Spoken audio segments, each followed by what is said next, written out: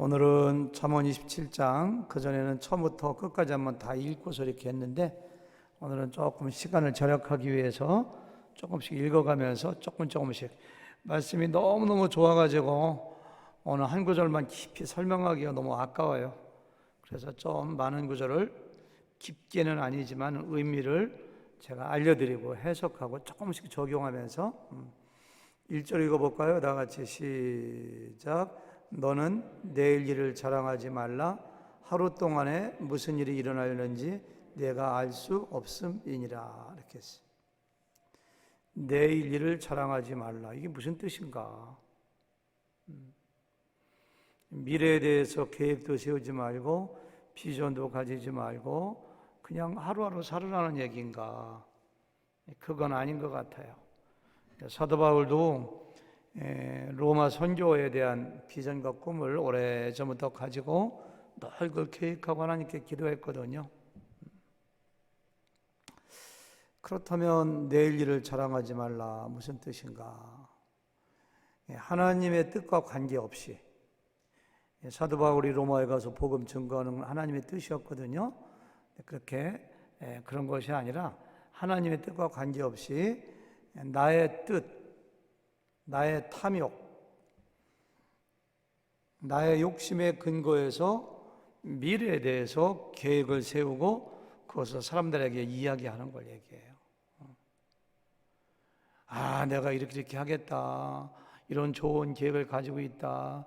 그것만 생각해도 가슴이 설레인다. 근데 그것이 하나님이 주신 비전인지 하나님의 뜻에 맞는 것인지 아닌지 우리가 잘 생각해 봐야 돼요.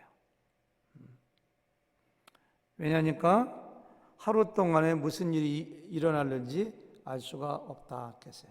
제가 오늘 집에서 오후에 잠언서 설교 준비를 막 하고 있는데 제 아내가 제 방에 들어왔어요. 그러면서 그 깜짝 놀랄 만한 소식을 저한테 전해더라고요. 한 7, 8년 전인가요? 우리 교회 열심히 나오시던 분이 있는데 참 마음이 따뜻하고 참 진실하시고 미국의 공직에 굉장히 높은 자리에 올라가신 분인데 돌아가셨다고 하더라고요. 심장마비로.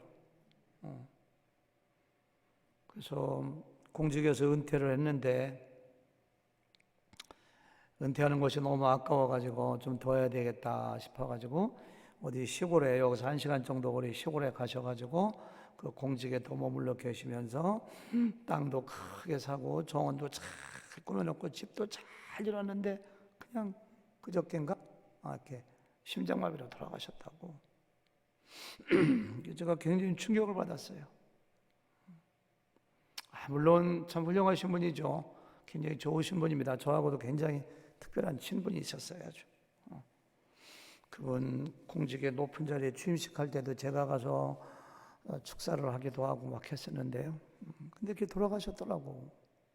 그 시골에 집을 짓고 정원을 잘 지어놓고 간지도 얼마 안 되는데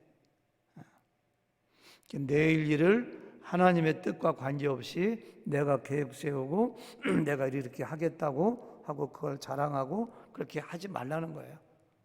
하루 동안에 무슨 일이 날지 모른다는 거예요. 내가 역시 어쩌냐게 들은 소식인데요. 우리 교회 어느 집사님 형수님이 역시 며칠 전에 심장마비로 돌아가셨다고 하더라고요. 지난 땡스기빙 때인가?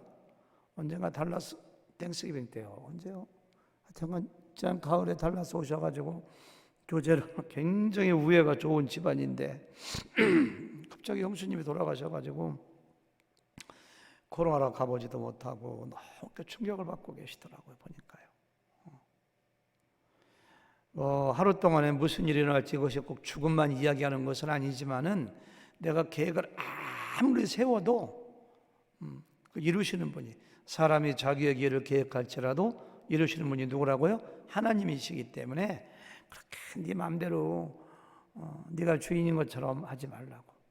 너무 잘 아는 말씀이잖아요. 야고보서 4장 13절 들으라 너희 중에 말하기를 오늘이나 내일이나 우리가 어떤 도시에 가서 거기서 1년을 머물며 장사하여 이익을 보리라 하는 자들아. 그러니까 자기가 자기 인생의 주인 되어서 마음대로 계획 세우는 거예요. 14절 하나님 말씀하시는 겁니다. 내일 일을 너희가 알지 못하는도다. 너희 생명이 무엇이냐? 너희는 잠깐 보이다가 없어지는 안개니라. 15절. 너희가 도리어 말하기를 주의 뜻이면 우리가 살기도 하고 이것이나 저것을 하리라 할 것이거늘. 16절 다 같이 시작. 이제도 너희가 허탄한 것을 자랑하니 그러한 자랑은 다 악하. 여기도 자랑이라는 말이 나오죠. 야고보 그 선생님이 오늘 1절 말씀을 아는가 봐요. 내일 일 자랑하지 말라. 여기도 자랑이라는 말이 나오죠. 구약 성경의 근거에서 성령의 감동을 받아서 쓴 거예요. 허탄한 자랑하지 말라고. 저도 뭐 은퇴하고 뭐 어디 가고 뭐 하고 진짜 화려한 계획, 가슴에 설레는 계획 세워놨었습니다. 하나님께서 한번 탁 틀어버리니까 모든 게 그냥 물거품이 돼버리잖아요. 제가 지금은 꼭 누구한테 얘기할 때 그래요. 하나님이 허락하시면 이것도 하려고 합니다. 하나님이 허락하시면 제가 그런 얘기를 꼭 해요. 계획 세울 때 계획 세우는 것도 좋지만 너무 여러분들 마음대로 세우지 마세요. 하나님의 뜻인가 아닌가 보야 됩니다. 아멘. 2절 타인이 너를 다 같이 시작. 타인이 너를 칭찬하게 하고 내 입으로는 하지 말며 죄인이 너를 칭찬하게 하고 내 입술로는 하지 말지니라. 벌써 8시 22분인데 오 목사님이 언제 끝나려고 그러나 27절까지인데 걱정하지 마세요. 9시 되면 딱 끝나겠습니다. 하다가 타인이 너를 칭찬하게 하고 내 입으로는 하지 말며 반복이죠. 똑같이 애인이 너를 칭찬하게 하고 내 입술로는 하지 말지어다. 자기가 자기를 칭찬하는 것을 두 글자로 뭐라고 하죠? 자랑. 한 15년 전에 우리 교회 에녹회 어떤 할아버지가 한 분 계셨는데 에녹회 성도님들에게 별로 인기가 없더라고. 굉장히 나이스하고 저한테도 잘하시고 매너도 좋으신데, 그래서 그렇게 사람들에게 인기가 없나 물어보니까 너무너무 자기 자랑을 한대요. 젊었을 때 태권도 몇 단이었고 태권도 사배 먹고 우리 아이들이 얼마나 뭐 돈을 잘 벌고 막 그 했던 얘기 또 하고 또 하니까 사람들이, 그래서 자기가 자기 자랑하잖아요. 자기 칭찬하잖아요. 그러면 사람을 잃어요. 일단은 사람을 다 잃어버려. 친구가 없어요. 뭐 내가 좀 잘하는 거 있고 좋은 거 있으면은 사람들이 알아주기를 바라지. 솔직한 얘기가. 근데 성경에서는 자랑하지 말라고 해요. 왜냐면은 자기가 자기를 자랑하는 거를 뭐라고 하냐면은 교만이라. 교만. 자기 잘났다는 거거든요. 나 잘났고 너 못났다 그거거든요. 자기 자랑은 거기 하나님의 역사, 하나님의 은혜, 하나님의 도우심은 없어요. 그래서 야고보 선생은 야고보서 4장 16절에서 이제도 너희가 허탄한 자랑을 하니 그러한 자랑은 뭐라고 했어요? 악한 것이라고 했어요. 악한 것이라고. 사도 바울은 서신서 읽어보니까요, 자기가 약한 것을 자랑한다고. 내가 약할 때 예수님이 강해지니까.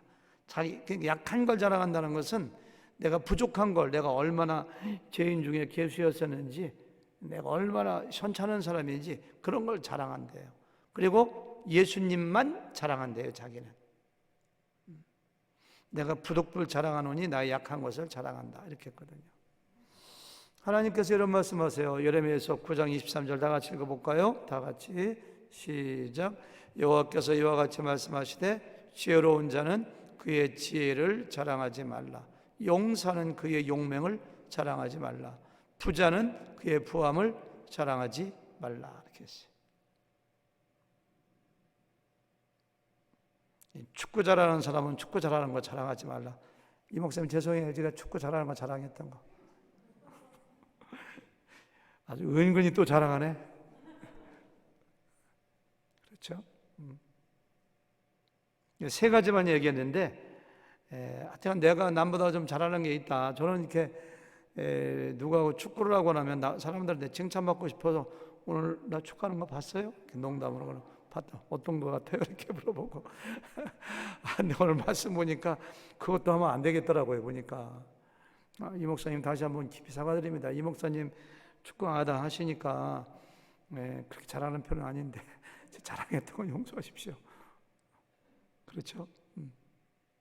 공부 잘하는 사람은 공부 잘하는 거 자랑하지 말고, 그렇죠? 잘생긴 사람은 잘생긴 거 자랑하지 말고 겸손하라는 거예요. 하나님께서 하시는 말씀이 다른 사람의 말이 아니라 하나님이 직접 예레미야에게 말씀하신 거예요. 내가 내 입술로 나를 칭찬하지 말고 다른 사람이 나를 칭찬하게 하라는 얘기는 주변 사람들에게 인정받는 사람 되라는 거예요, 사실은요. 나는 내 아내에게 인정받고 있는가? 내 남편에게 인정받고 있는가? 아버지 엄마가 돼가지고 자녀들에게 인정받지 못하면 그건 불행입니다. 목원들에게 인정받는가? 나는 우리 목자에게 인정받는가? 목사님에게 인정받는가? 인정을 받으면은 어디 가서 이렇게 칭찬을 하게 돼요. 여러분도 어떤 사람을 칭찬하게 되나요? 뒤집어서 질문 던져볼까요? 칭찬하기 싫은 사람. 그 사람은 속으로 내가 별로 인정이 안 되는 사람 어떤 사람이야? 쉽게 얘기할까요? 내가 좀 싫어하는 사람. 우리도 다 호불호가 있잖아요, 그렇죠? 어떤 사람을 싫어해요? 한번 얘기해보죠. 괜찮아요? 첫째, 우리 나경원 원장님 어떤 사람을 싫어해요? 다 사랑하지만 그래도 마음속으로 감정적으로 마음이 안 가는 사람 어떤 사람이에요? 크게 얘기해 주세요. 이것 때문에 잘 안 들려. 자기 마음대로 독불장군 딴 사람 무시하는 사람. 예. 우리 홍혜영 자매님.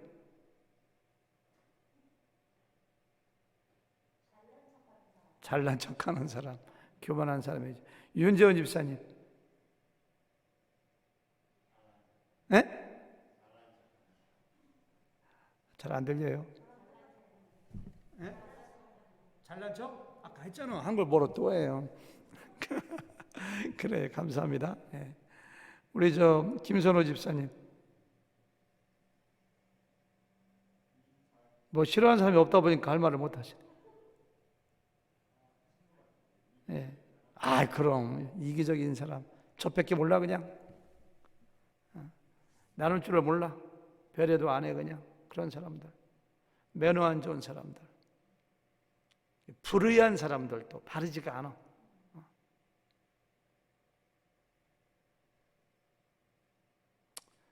그런 사람들은 우리가 친구하기 싫어요, 그렇죠? 그래서 그러고 뭐 가끔 무시한다고 했죠? 막 상처 줘, 상처. 여러분, 암만 좋은 사람도 내 마음에 상처 팍 줘버리면은 그냥 마음이 다칩니다. 여러분과 저는 인생을 살면서 누구한테 상처 주지 말자고요. 저는 어쩌다가 누구 실수로 상처 줬으면 가서 그냥 큰 사과해요. 정말 죄송합니다. 얼마 전에 우리 교회 어떤 성도님이 저한테 제 방 찾아와서 목사님 어떻게 그럴 수 있느냐고. 제가 그 말에 얼마나 상처받은 줄 아냐 하더라고. 제가 그냥 그 자리에서 무릎을 탁 꿇고 싶었지만 차마 무릎을 꿇지 못하고 제가 울었어요. 얼마나 마음이 아프시냐고. 정말 용서해달라. 누구 상처, 그러니까 내가 상처 받는 것보다 상처 주는 게 더 아파요, 그렇죠?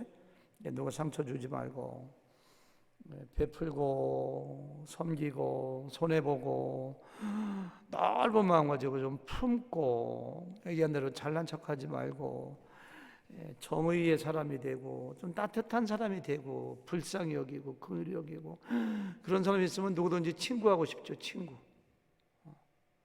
그러고 어디 가서 물어봐. 누가 그분 어때? 그러면은 정말 괜찮으면 사귈 만한 분이야. 그래야 돼 우리가. 옆 사람한테만 인사하실까요? 사람들에게 칭찬받는 사람 됩시다. 이렇게 해보세요.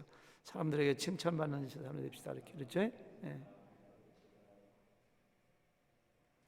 가끔 보면 우리 교회에 계셨던 부목사님들 어디 담임 목사 가려면 저한테 이렇게 리퍼런스를 구하는 일이 가끔 있어요. 몇 년에 한 번씩은. 누구 목사님 그 교회에 있었다는데 어떻습니까? 이렇게 하더라고. 얼마 전에도 이대소 목사님 통해서 우리 교회에 있다가 여의도 침례교회 거기 모교회잖아요. 거기 가시는 분이 어떤 분인가 하고 담임 목사님한테 왔길래 정말 열심히 했거든요. 그래서 너무너무 좋은 사람이라고 제가 칭찬을 찬적했더니 거기 부목사님 됐더라고요. 나한테 카톡 왔더라고. 목사님 저를 담임 목사님이 얘기하는데 오 목사님이 잘 얘기해서 자기를 했다고 하더라고. 근데 제가 어떤 경우는 정말 게으르고 열심히 안 하는 사람 물어보면 아무 말도 안 해요. 제가 no comment입니다. 그러면 알지 벌써 무슨 얘기인지. 칭찬받는 사람 돼야 돼요. 아시겠죠? 그렇다고 해서 우리의 인생의 목적을 사람들에게 인정받고 칭찬받는 것에 두어서는 안 됩니다. 사실은 사람들에게 인정받고 칭찬받는 것은 하나님을 내가 열심히 경외하고 섬기다 보니까, 바르게 살다 보니까, 예수님의 성품을 닮아 살다 보니까 결과이지, 사람들에게 인정받는 것이 나의 인생의 목적이 되면 인생이 피곤해져요. 내가 목장에서 우리 교회에서 누가 나 인정해 주지 않는 것 같으면 집에 가서 눈물 나고 속상하고 잠도 안 와요. 인정받는 건 내가 바르게 살고 하나님 경외하며 사는 거에 결과지, 그게 목적이 되면 안 돼요. 잠언서 29장 25절에 보니까, 사람을 다 같이 읽어볼까요? 시작. 사람을 두려워하면 올무에 걸리게 되거니와 여호와를 의지하는 자는 안전해. 사람 눈치 보지 말라는 거예요. 사람 너무 의식하지 말라는 거예요. 그냥 내가 하나님만 섬기고 바르게 살면은 그 결과가 그렇게 되는 거지.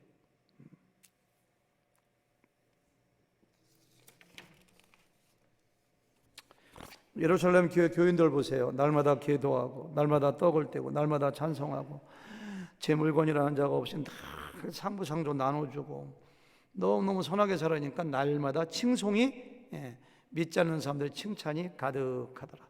브리스길라 아굴라 같은 부부가 칭찬받으려고 노력해가 사람 다 알아요. 그거 그렇게 해서 칭찬받았나요? 아니에요.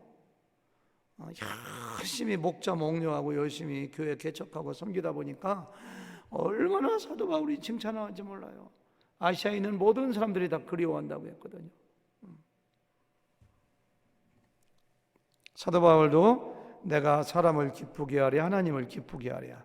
만일 내가 사람을 기쁘게 하는 사람이라면 하나님의 종이 아니라 이렇게 했어요. 우리는 제일 나쁜 것은 내가 나를 칭찬하는 거예요. 자랑하는 거 그거 안 해야 되고, 그렇게 하기보다는 다른 사람이 나를 칭찬하는 인생을 살아야 되는데, 그렇다고 해서 그것이 인생의 목적이 되어서 안 되고 뭐예요? 하나님께 인정받는 사람, 하나님께 인정받으면 됩니다. 그런 사람 되시길 바라요. 아시겠어요? 우리에게 모든 성도님들이 다 하나님께 인정받고 다 칭찬받는 사람이 있다면 우리 교회가 얼마나 좋은 교회가 될까요? 얼마나 천국이 될까요? 좋으면 사람처럼 좋은 사람이 없어요. 그렇죠? 좋은 사람 하나 둘만 있어도 인생이 행복해져요. 그런 사람들이 온 교회 가득하면 우리 교회가 얼마나 좋은 천국이 될까요? 싫으면 또 사람처럼 나를 힘들게 하는 사람도 없어요. 그러니까 여러분들이 사람들한테 이렇게 기쁨을 주는 사람 돼야 돼요. 아유, 그냥 김선호 집사님 그냥 얼굴만 봐도 그냥 저는 그렇거든요. 여기도 모두 다 그래. 그냥 보기만 해도 반가워요. 그냥 다 이렇게 그냥 아유. 그러니까 제가 교회 나오면 행복해요. 큰일 났어요. 이 교회 떠나려면 어떻게 떠나야 될지 모르겠어요. 그렇죠? 이렇게 좋은 사람들이, 칭찬받는 사람들이 많이 모이잖아요. 거기가 천국이에요. 천국. 우리 교회가 그런 교회가 됐으면 좋겠습니다.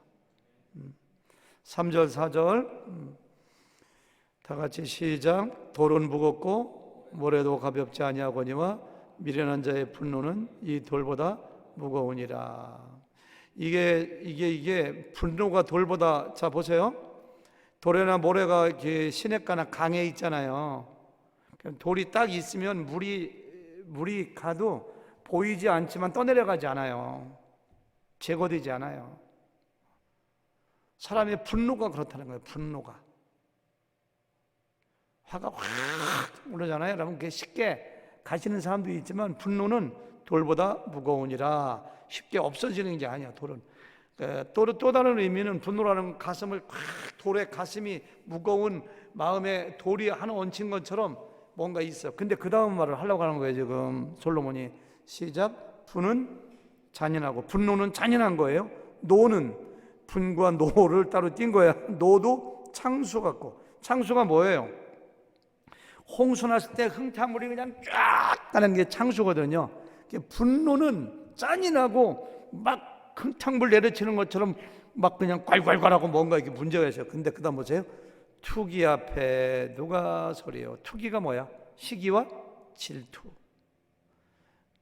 사실 무슨 얘기하려고 하냐면 시기와 질투, 투기가 얼마나 파괴적인가, 인생을 파괴하는 것인가를 얘기하는 거예요.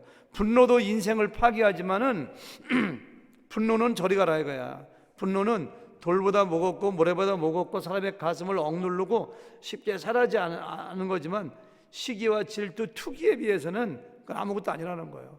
투기가 그렇게 무섭다는 거예요. 아가서 8장 6절 읽어볼까요?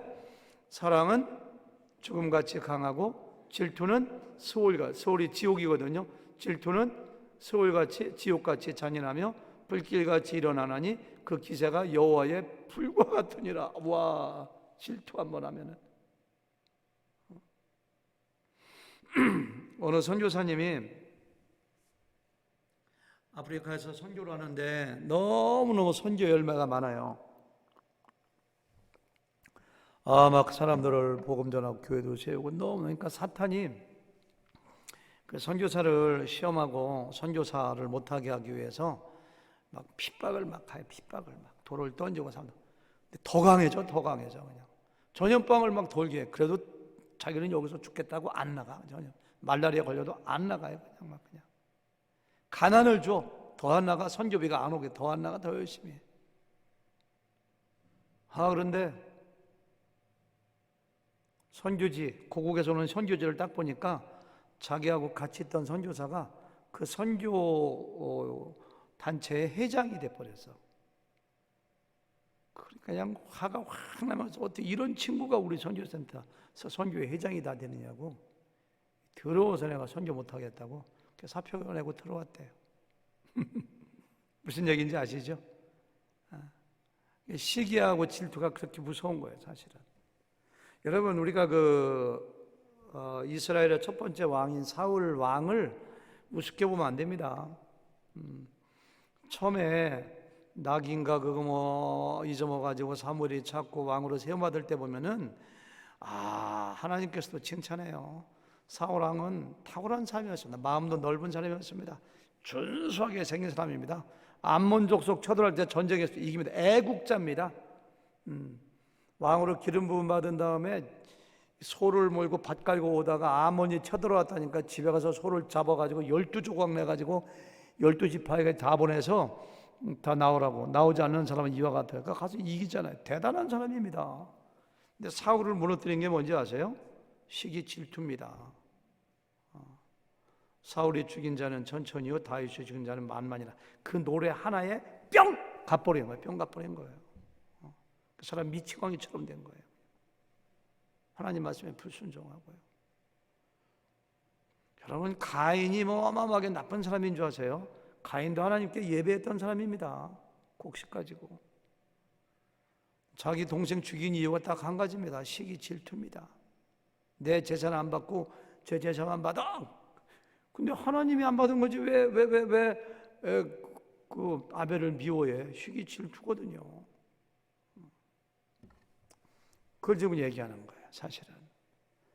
그래서 갈라디아서 5장 같은 데도 보니까 육신의 소욕은 투기와 이런 게, 그 중에 투기가 나와요. 투기, 시기, 질투, 그 다음에 파당 가라는 거, 이렇게 그런 것들. 그래서 여러분들이 내 마음을 살펴서 어떤 사람이 이렇게 할 때 내가 시기, 투기가 팍 올라오잖아요. 그러면 그것은 이것은 지옥같이 강한 거, 이거 안 돼 하고서 축복하는 사람 돼야 됩니다, 사실은. 이 말씀을 하면서 준비하면서 이 얘기를 할까 말까 하다가 했는데, 성경에 보면 우리 하나님이 질투하시는 하나님이라고. 이걸 어떻게 해석해야 될까? 나훔서 1장 2절 같이 읽어볼까요? 나훔서 시작. 여호와는 질투하시며 보복하시는 하나님이시라 했어요. 네, 이 얘기를 하실 때는 우상 숭배하고 꼭 관련해서 말씀하세요, 사실은. 또 읽어볼까요? 출애굽기 20장 4절. 너를 위하여 새긴 우상을 만들지 말고 또 위로 하늘에 있는 것이나 아래로 땅에 있는 것이나 땅 아래 물속에 있는 것에 어떤 형상도 만들지 말며 그것들에게 절하지 말며 그것들을 섬기지 말라. 나 내 하나님 여호와는 질투하는 하나님인즉 나를 미워하는 자의 죄를 갚되, 이렇게 나와요. 질투하는. 무슨 얘기냐면은 하나님이 우리를 너무너무 사랑하시기 때문에, 독생자를 주시기까지 사랑하시기 때문에, 마음을 다하여 성품을 다하여 우리를 너무너무 사랑하시기 때문에 나도 너희들에게 그와 같은 사랑 받고 싶다. 너희 마음이 온전하게 나에게 향하기 바라지 신이 아닌 우상들에게 이렇게 마음이 쪼개지기 원자. 하나님의 사랑의 고백입니다. 하나님이 가장 싫어하는 것이 우상숭배, 우상숭배. 우리가 지금 부처라든가 우상 같은 데 절원하지 않지만 마음속에 보이지 않는 우상이 더 무섭습니다, 사실은. 하나님께서 우리가 그와 같은 다른 마음 중심에 하나님을 두지 않고 하나님보다 더 사랑하고 하나님보다 더 경배하고 하나님보다 더 섬기는 무엇인가 있으면 하나님께서 나 질투난다 이렇게 하세요. 질투. 얼마나 무슨, 내가 너를 얼마나 사랑하는데 너는 마음이 갈라지느냐 이렇게 말씀하시죠. 다음부터 5절부터 9절까지 읽어볼까요? 시작. 면책은 숨은 사랑보다 나으니라. 이것 좀 먼저 해석할게요. 면책이라는 것은 세 번째 해보니까 드러내어 꾸짖는 것 이렇게 했어요. 현대인의 성경 보니까 맞대놓고 책망하는 것. 그래서 누가 잘못하면은 꾸짖거나 책망하는 것. 면책은 뭐보다 나으냐? 사랑보다 나으니라. 숨은 사랑보다 나으니라. 숨은 사랑이라는 것은 누군가 잘못했고 누군가 실수했는데 아무 일도 없는 듯이 그냥 좋은 게 좋은 거라고 자기는 관심 없다는 듯 그냥 슬그머니 이렇게 지나가는 것이 숨은 사랑이에요. 누군가 형제나 자매가 실수하고 죄를 지고 잘못하면은 면책하라는 거예요. 면책. 비판하는 것이 아니라 너 나쁘느냐 그게 아니라 정말 사랑하는 마음으로 자매님 이렇게 하면 안 돼요. 제 마음이 너무 아파요. 이렇게 해주라는 거예요. 그렇게 해야지 나는 너하고 아무런 상관없어. 나 관심 없어 한 듯이 그냥 좋은 게 좋은 거야. 죽음의 길로 멸망의 길로 달려가는데도 아무 말도 하지 않고 있으면은 그러면 안 된다는 거예요. 똑같은 말을 계속 반복하세요. 6절 친구의 아픈 책망은 충직으로 말미암는 것이나 아픈이라는 말과 충직이라는 말이 대비돼. 아픈 누군가 나의 잘못을 지적하면 무지무지하게 아픕니다. 아프죠? 아픈 책망은 뭐보다 충직에서 나온다는 거예요. 충직에서. 원수의 잦은 입맞춤은 거짓에서. 원수의 입맞춤이라는 것은 아부입니다. 아부. 아부하고 아첨하고 내 눈을 가리고 그런 아부하는 것은 거짓에서 난 것이니라. 9절 기름의 향이 사람의 마음을 즐겁게 하나니 친구의 충성된 권고가 이와 같이 아름다우니라 이렇게 했어요. 여러분들 목장 분위기 어때요?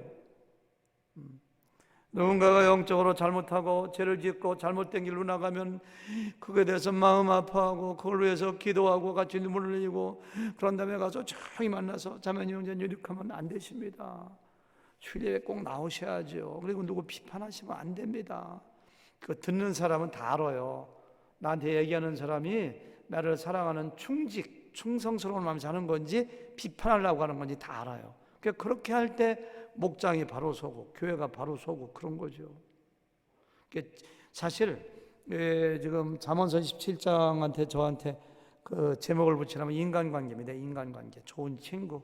인간관계 중에서 진정한 친구라는 것은 충고해 주는 거예요. 친구에 대한 얘기가 많이 나와요 여기에. 제가 다른 주제는 안 하고 친구에 대한 얘기만 쭉 할까 하다가 다른 좋은 말이 너무 많이 나와서 지금 여러 번 다 하고 있는 건데, 좋은 친구라는 것은 내버려 두는 게 아니라 방치하는 것이 아니라 뭔가 실수하고 잘못되면 얘기해 줘야 돼요. 그러면 안 됩니다. 이렇게.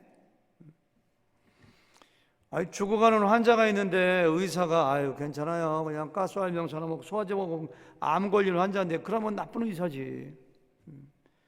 이거 심각한 병인데요. 큰 병원 가봐야 되겠는데 이렇게 고쳐줘야죠.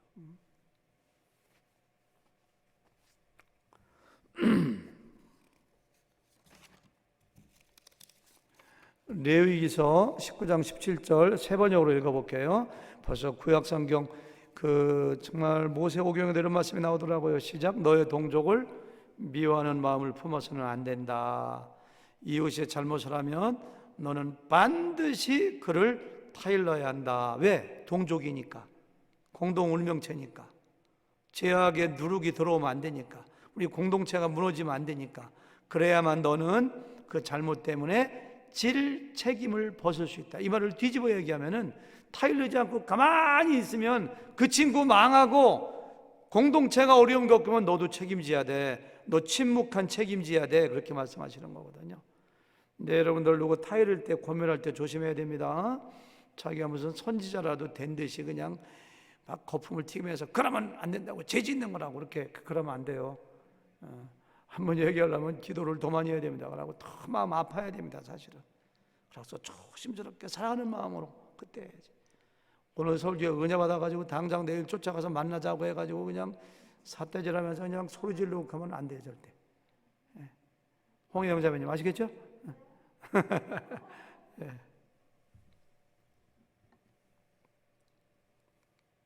에베소서 5장 11절부터 13절까지 똑같이 나와요. 사도 바울이 얘기합니다. 시작. 너희는 열매 없는 어둠의 일에 참여하지 말고 도리어 책망하라. 12절.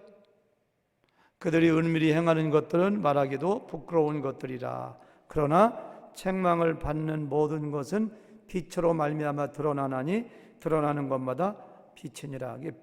이렇게 뭔가 책망을 하고 하면은 빛 가운데 드러난다는 거예요. 이제 치유가 된다는 거예요, 사실은. 나단이 다윗을 책망하지 않았다면 어떻게 됐을까? 하나님의 뜻 가운데 하나님이 말씀하셔서 이렇게 드러냈거든요. 그렇게 회개도 했거든요. 회개했으니까 그 정도지. 모세를 보세요.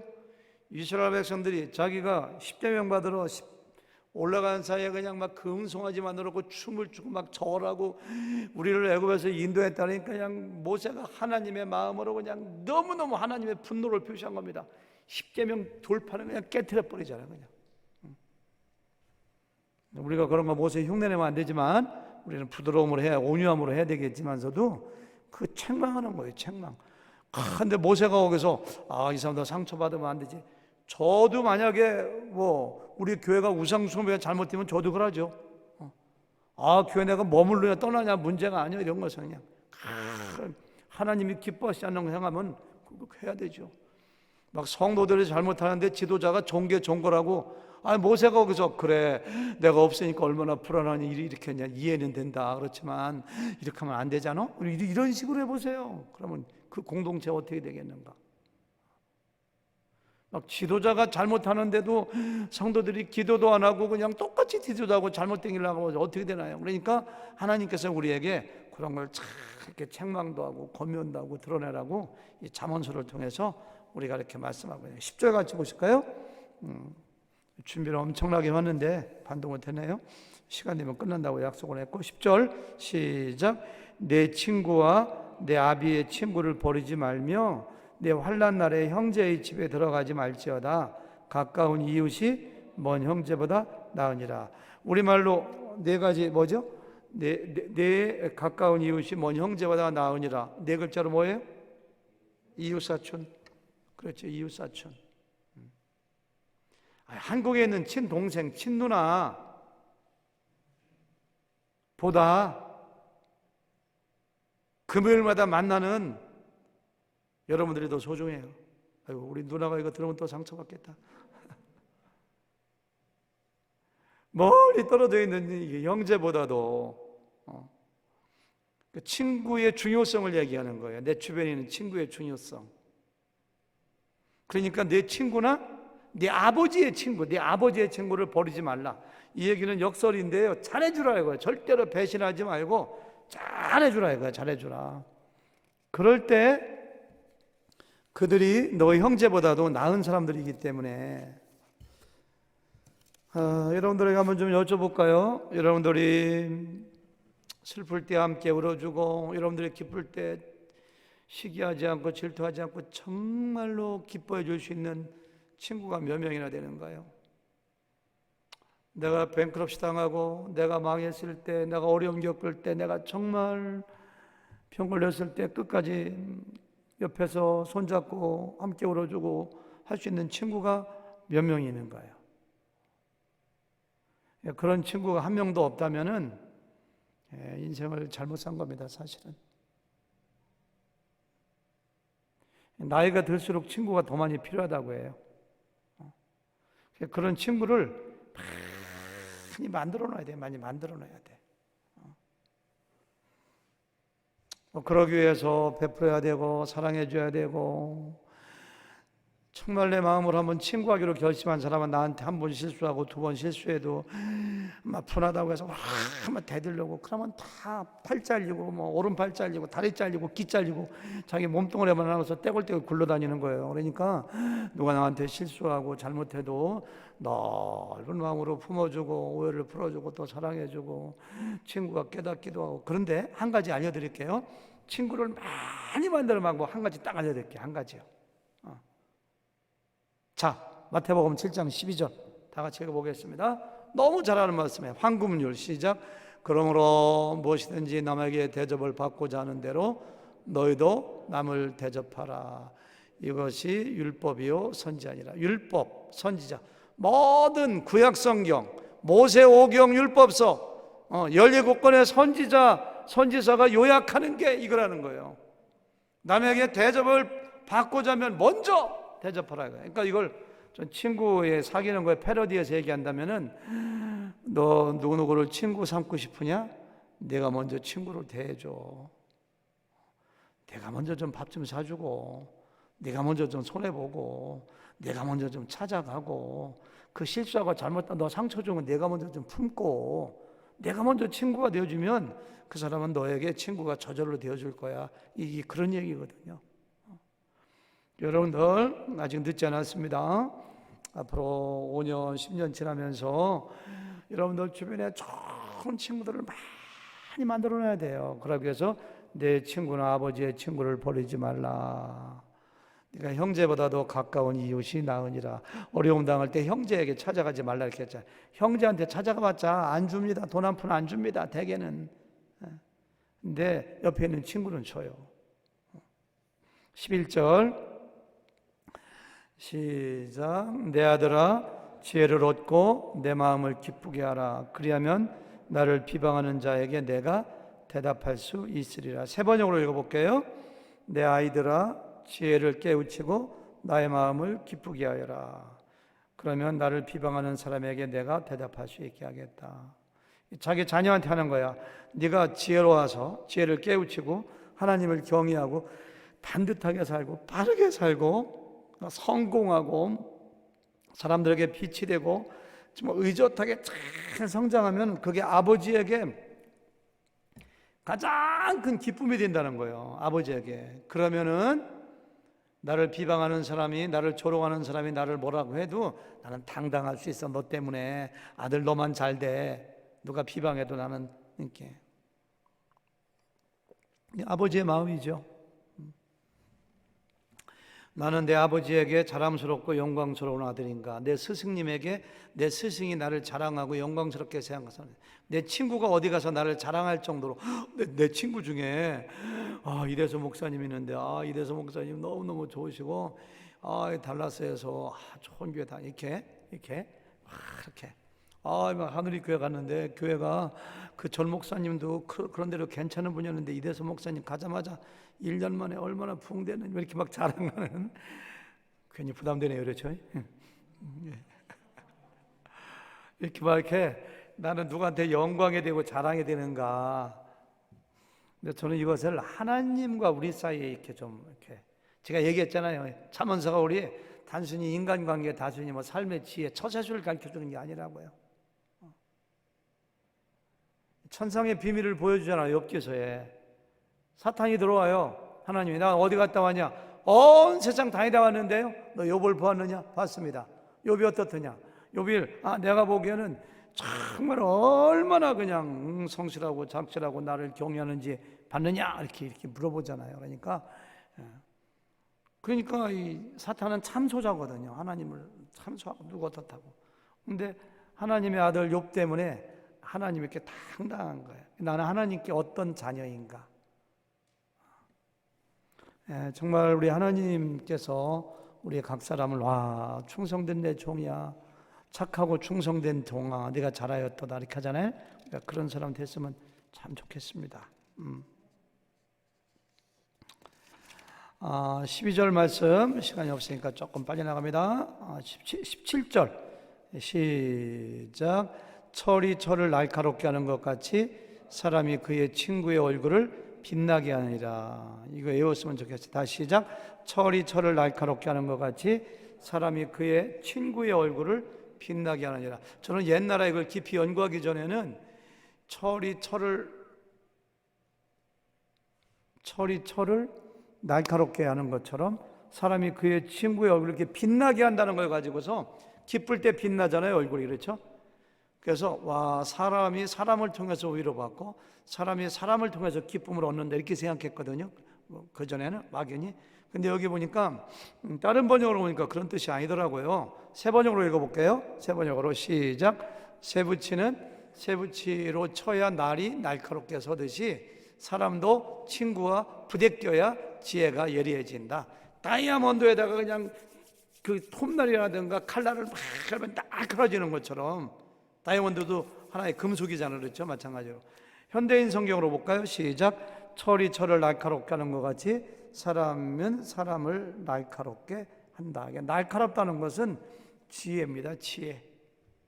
영적으로 지혜가 있어서 성장하고 성숙하는 거예요. 사람은 무엇으로 성장하는가? 사람은 무엇으로 하나님을 닮아가는가? 첫 번째, 하나님의 말씀. 하나님의 말씀을 먹지 않으면 절대 성장하지 않습니다. 두 번째는 뭔지 아세요? 사람들 사이에서 부대끼면서 관계 속에서 나도 저렇게 해야지 배우기도 하고 나 저렇게 하지 말아야지 갈등하고 싸우면서 이건 내가 잘못했어. 그러니까 사람들 속에서 그냥 싸워보기도 하고 다쳐보기도 하고 넘어져 보기도 하고 좋은 친구 사귀어보기도 하고 위로도 받아보고 사랑해보기도 하고 막 이런 걸 통해서 하나님이 원하시는 정말 깊이 있는 성숙한 사람으로 성장되어지는 것이지, 그냥 뭐 진공 속에서 말씀만 맨날 묵상하고 말씀만 암송한다고 해서 그게 성장하는 거 아닙니다. 말씀은 내가 이론이라면은 실제로는 사람들 사이에서 실습을 해야지. 실습을. 동굴 속에 들어가 있는 사람들 다 나와야 됩니다. 어떤 사람들 교회 와가지고 밥도 먹고 쏙 가요. 저는 교회 오면 상처받아서 안 좋은 꼴 보기 위해서 안 나옵니다. 밥만 먹고 갑니다. 그런 사람들 가끔 보면 있거든요. 그러면 안 돼요. 절대로 믿음과 신앙이 성장하지 않습니다. 얼굴이 빛나지 않습니다. 한 가지 조심할 것은 사람들과의 관계 속에 딱 들어갈 때 상처받는 거 조심해야 돼요. 상처받는 것도 성장하는 하나의 과정입니다. 상처받지 않고 어떻게 성장을 해요? 우리 손자딸 보니까 그냥 걸음걸이하다가 몇 번 넘어져서 여기까지고 저기까지고, 얼마 전에는 롤러스케이트 타다가 꽝꽝 넘어지고, 그렇게 하면 성장하는 거지. 시간이 없으니까요. 18절 생략, 19절 다 생략하고 하나만 더 볼게요. 23절 마지막도 보겠습니다. 23절 시작. 내 양떼의 형편을 부지런히 살피며 내 소떼에게 마음을 두라. 내 양떼의 형편을 살피라. 형편이 원어에 보면 얼굴이라고 해요. 얼굴. 내 양떼의 얼굴을 보라요. 얼굴에 병이 난 양인지 뱀에게 물린 양인지 너무 과식한 양인지 새끼를 벤 양인지 기생충에 오염된 양인지 양떼를 부지런히 살피라는 거예요. 그리고 나서 뭐예요? 내 소떼에게 마음을 두라. 이렇게. 내 보물이 있는 곳에 마음이 있다고 했잖아요. 마음이 있는 곳에 보물이 있다고 했잖아요. 내 소떼에게 마음을 두래요. 이것은 뭐냐면은 우리 하나님께서 각자에게 맡겨준 직책에 최선을 다하는 거예요. 사실은요. 여러분들에게 목자 목녀의 직분이 주어졌는가요? 주신 직분이 너무 감사해요. 제가 며칠 전에 격려 말씀드렸어요. 지난 6월인가 언제 찬양 인도한다 못해 한 번도 안 빠졌어. 한 번 빠졌나? 어디 갔었죠 그때? 내 기억력이 너무 좋은 게 탈이야. 그때 어디 가느냐고, 어디 무슨 일 때문에 충성스러워져. 자기의 직분에 최선을 다하는 거예요. 지난주도 이거 얘기했었죠. 그거 얘기하는 거예요. 저는 이 말씀을 굉장히 좋아했거든요. 저는 뭐 양떼를 살피고 소떼의 마음을 들어가는 것은 너무 잘 어울려. 내가 목회하는데 우리 교회 성도님들 어떤 분이 어떤가, 어떤 분이 아픈가, 어떤 분이 어떤가 다 살펴야 돼. 지금 생각해 보니까 너무 못한 게 많아요, 사실은요. 이 말씀을 마음에 두고 나름대로 애를 썼는데 그렇게 못한 게 너무너무 많아요. 야곱을 보세요, 야곱을. 자기 외삼촌 라반이 맡겨줬는데 얼마나 열심히 돌봤는지 얘기하잖아요. 내가 지금 거의 14년을 갖다가 돌보고 그냥 새끼 낳는 거 돌보고 뭐하고 막 그런 얘기하잖아요. 다윗을 보세요, 다윗을. 그냥 곰이나 사자가 새끼를 훔쳐가면 쫓아가서 입을 찢고서 새끼를 구원했다고 하잖아요. 밤낮으로 막 지켰다고 하죠. 그러니까 시편 어딘가에 보니까 그 다윗을 목자 역할이 심하니까 내가 목장 가운데 빼내서 내 일꾼으로 삼았느니라 이렇게 말씀하시거든요. 우리 교회 목자들도 많고요. 꼭 담임 목사님이나 부목사님들만 목자가 아니라 모든 사람들이 다 목자입니다. 그래서 사람에게 관심을 가지시고 꼭 우리 양떼들의 얼굴을 살폈으면 형편을 살피고 마음을 목장해 둬야 돼요. 우리 교회에 둬야 돼요. 여러분들이 나하고 아무런 관계, 우리 교회 그런 분이 있어요. 해놓기 어떤 성도님인데 참 제가 존경해요. 이렇게 봐가지고 어떤 성도님이 안 왔잖아요. 딱 빠지면은 그분이 나보다 전화를 먼저 해요. 참 기가 막힙니다. 목회하는 분도 아닌데. 막 존경스러워. 그분이 담임 목사보다 더 빨리 전화한다니까. 양떼를 살피는 거예요. 저기 앉아가고서 이렇게 보는 거예요. 마지막 26, 27 읽고 끝나겠습니다. 시작. 어린 양의 털은 내 옷이 되며 염소는 밭을 자는 값이 되며 염소의 젖은 넉넉하여 너와 내 집의 음식이 되며 네 여종의 먹을 것이되리라. 양떼를 부지런히 살피고 소떼의 마음을 두니까 그 결과 거기서 나오는 젖, 거기서 나오는 털 이런 것으로 밭을 사고 옷이 되고 뭐하고 하나님이 청지기지게 충실할 때 갚아주신다는 거예요. 온갖 열매와 상급으로 갚아주신다는 거예요. 저 여러분들이 하나님께서 맡겨주신 것이 무엇이든지 간에 충성을 다하셔서 하나님께서 주시는 상급 받아가시는 여러분과 제가 되기를 바랍니다. 아멘. 하나님 감사합니다. 잠언서 27장을 통해서 여러 가지 말씀 주시니 감사합니다. 말씀대로 살게 하여 주시고 말씀이 우리에게 능력이 되게 하시고 복이 되는 역사가 있어지게 축복하여 주시옵소서. 예수님의 이름으로 기도합니다. 아멘.